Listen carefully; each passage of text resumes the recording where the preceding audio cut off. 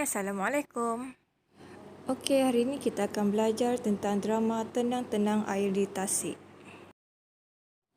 Okey, ahli kumpulan terdiri daripada Muhammad Hazim, Muhammad Najihin, Muhammad Kristil Hakim, Muhammad Rafiq dan Nur Alisa Alia Natasha.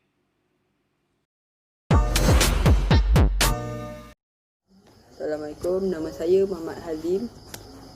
Ini saya ingin menerangkan sinopsis drama Tenang-Tenang Air di Tasik. Drama ni mengisahkan Muzaffar, seorang jurulatih dan juru iring kayak yang bertugas di sebuah pusat peranginan. Muzaffar ni nak bagi tahu ibu dia yang dia nak melatih golongan cacat, tapi ibu dia ni macam bagi alasan lah yang tugas itu membahayakan diri dia. Muzaffar ni cubalah yakinkan ibu dia dengan dia cakap ada pengiring daripada bot polis dan bomber.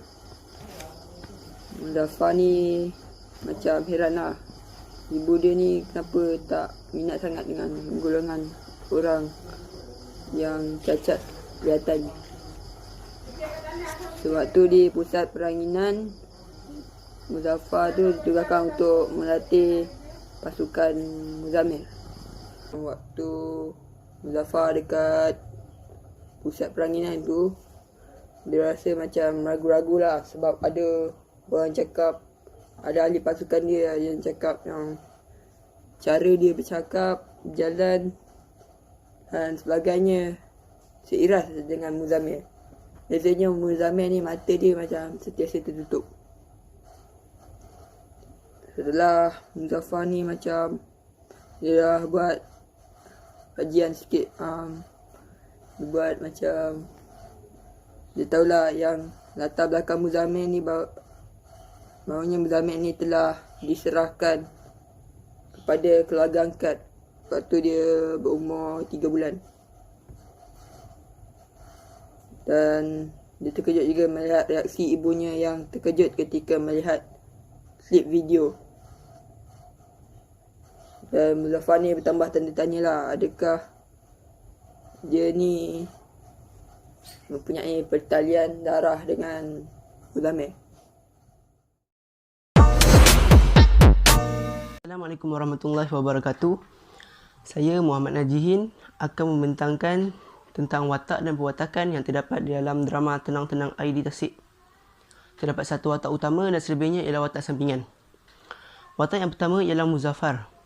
Muzaffar berpendirian teguh. Dia tetap teguh dengan pendiriannya untuk melatih golongan kurang upaya walaupun telah ditegah oleh ibunya. Perwatakan yang kedua ialah rasional. Muzaffar bersikap rasional dan optimis bahawa setiap orang harus diberikan peluang untuk menimba ilmu. Yang ketiga ialah amanah. Muzaffar menjalankan tugasnya sebagai seorang jurulatih kayak di Pemain Resort dengan amanah. Yang keempat ialah bertanggungjawab. Muzaffar melatih setiap peserta dengan penuh tanggungjawab. Yang kelima, yang terakhir ialah beramah. Muzaffar beramah mesra dengan ahli ekspedisi yang lain. Watak yang kedua ialah Muzammil. Muzammil berwawakan tabah. Muzammil tabah menjalani kehidupannya sebagai seorang golongan cacat penglihatan. Yang kedua ialah gigih. Muzammil gigih mengusahakan peluang untuk membawa rombongannya belajar berkayak di Pemain Resort. Yang ketiga ialah berbudi bahasa. Muzammil berbudi bahasa ketika bercakap dengan Azizi.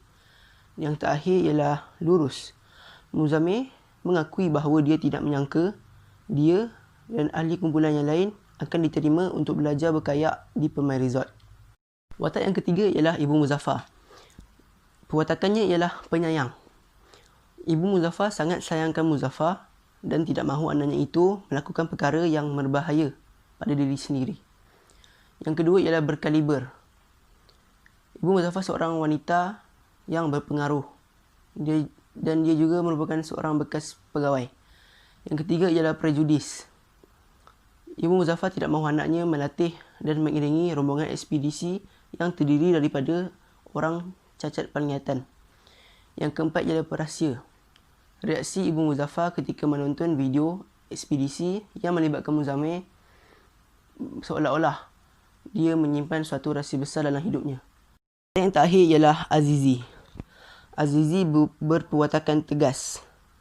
Azizi tegas dalam memberi latihan kerana tidak mahu perkara yang tidak diingini berlaku. Yang kedua ialah bertanggungjawab. Azizi menjalankan tugasnya dengan penuh tanggungjawab. Dan yang terakhir ialah peramah. Azizi beramah mesra dengan para peserta ekspedisi. Assalamualaikum kepada cikgu dan rakan-rakan.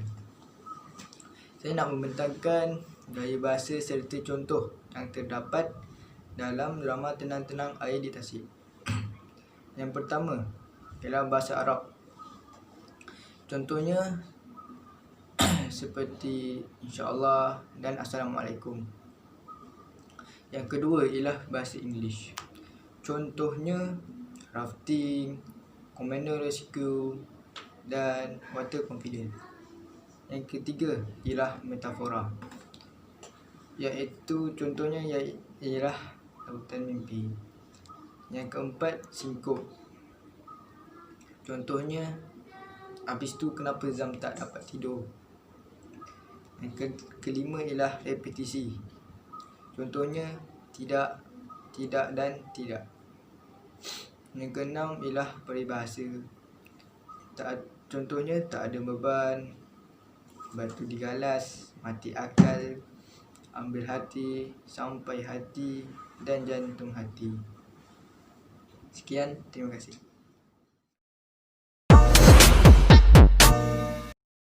Assalamualaikum. Nama saya Nur Alisa Natasha dan saya mendapat tajuk Tenang-Tenang Air di Tasik dan mendapat pengajaran dan contoh dia. Jadi, terdapat beberapa pengajaran dalam drama ini. Antaranya, kita haruslah bersikap prihatin terhadap golongan kurang upaya. Sebagai contoh, Muzaffar dia kagum dengan semangat orang kurang upaya yang cacat penglihatan dia, tetapi dia melibatkan diri dalam aktiviti bergaya. Maksud dia, walaupun kita cacat penglihatan sekalipun, walaupun orang tu cacat penglihatan, tetapi dia tetap ada semangat nak masuk dan sertai aktiviti-aktiviti seperti bergaya. Dan Muzaffar dia kagum dengan semangat orang yang cacat penglihatan tetapi dia tetap ada semangat nak lakukan sesuatu. Kemudian, kita haruslah bertanggungjawab dalam melakukan sesuatu tugas.